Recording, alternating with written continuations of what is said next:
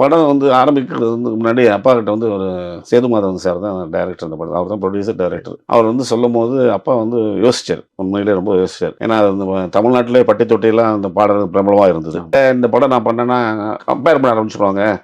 அது நல்லா இருக்காது. அப்புறம் எனக்கு வந்து அது தப்பா போயிடும். நான் கஷ்டப்பட்டேன். அது இல்லாம சின்னவருடைய தலையீடு ஜாஸ்தி இருக்கும். அதனால இந்த படத்தை நீங்க விட்டுருங்க, வேற யாராவது பண்ணுங்க சொல்லிட்டு சொன்னாரு. ஸோ அவங்க அவர் பிரதர் ஒருத்தர் இருக்காரு மூர்த்தின்னு. அவர் தான் ப்ரொடக்ஷன்லாம் பார்த்துப்பாரு.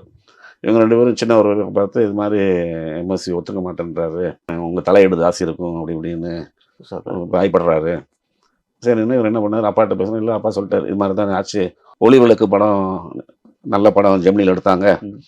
அதில் நான் வந்து நல்ல நல்ல டியூன்லாம் போட்டேன். நீங்கள் எதுவுமே பிடிக்கலன்னு சொல்லி அந்த படத்தில் 2 பாட்டு தான் ஹிட் ஆச்சு. அதில் ஒரு பாட்டு வந்து எம்ஜிஆர் உடம்பு சரியாமல் முதல் ஹிட் ஆச்சு, இறைவான் மாலையில் ஒரு பாட்டு. நான் தலையிட மாட்டேன், நீ பண்ணிடு, உன் இஷ்டத்துக்கு நீ பண்ணு, நான் அதில் தலையிட மாட்டேன்னு இப்போ சொன்னவர். அப்புறம் தலையிட அழைச்சிட்டாரு. அந்த அளவுக்கு ப்ரெஷர் கொடுக்கல பண்ணும்போது. அண்ட் டெஃபினெட்லி அந்த படத்தில் பாடல்களும் இன்னைக்கும் பேசப்படுகிறது.